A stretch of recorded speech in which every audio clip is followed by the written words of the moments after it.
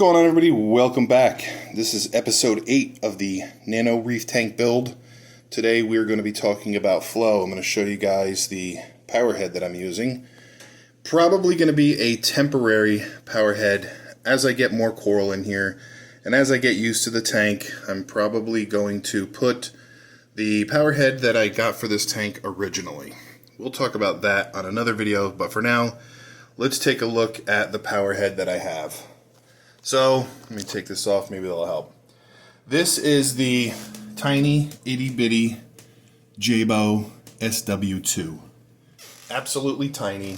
Right now I have it on the pulse mode. You can kind of see where it spins and then it almost looks like it stops, but what it's actually doing is slowing down. This model, the motor never actually stops. It just slows down to like 1% and then goes back up to whatever setting you have.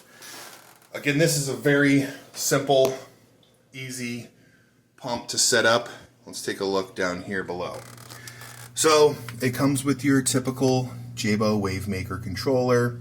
You can adjust the speed, how fast and slow it is. You can adjust the power, and it does have the 5 settings: the W1, W2, the HC and else modes. I forget what they all are. They do come with instructions, but simple. Plug it in, run your wire up to your power supply, run this to your power head, and you have the dial. For those that have Jebao wave makers and want to get that wave mode, I have it set to the W1 mode. Now the speed is totally up to you depending on the size of the tank, but if you want that slow wave, then what you want to do is turn your dial all the way to slow. If you want to have that fast wave where the water's going like this at the top of your tank, you want to set it to fast. It's pretty simple. If you want the slow wave, the slow side to side, like this anemone here, see it? Slow side to side. Let me turn this light off. It's got that slow motion, that slow swaying going on. They seem to like it so far. It's day 1 with the power head, and it's definitely pushing water pretty good throughout the tank. When I feed the fish, I can see the brine shrimp floating all around, and I always pay attention that when the brine shrimp go under, I want to see how the flow is underneath of it. See, this right side here is kind of solid, so that's why I have the power head going from right to left. I want the water to come down and then go underneath here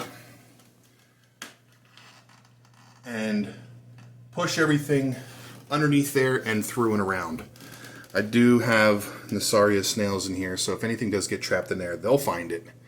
And I do have one little blue leg hermit in here. I'm going to be getting more for cleanup crew, but again, that's on another video. So, yep, running the Jebao SW-2, tiny itty bitty little power head. I mean, it is small, very, very small. It is set on the slowest speed. If you want, I can go all the way up with it. And you can see here that it does start pushing some water around. It's getting really good movement throughout the whole tank. Look at this thing now. Now it's really going. It's got the water level starting to create the little wave.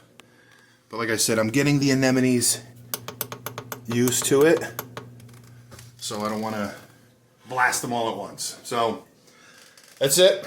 That's the power head for now.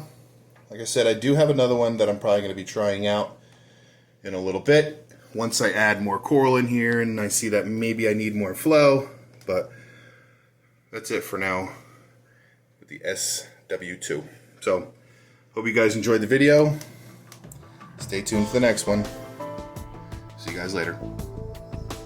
Alright, I just want to thank you guys again for stopping by. If you did like this video, make sure to give it a thumbs up. And while you're here, hit that little crab icon to subscribe to my channel. Hit the notification bell for any future videos or updates. And in case you haven't seen these 2 videos, you might want to click on one and check it out. Again, thanks for stopping by.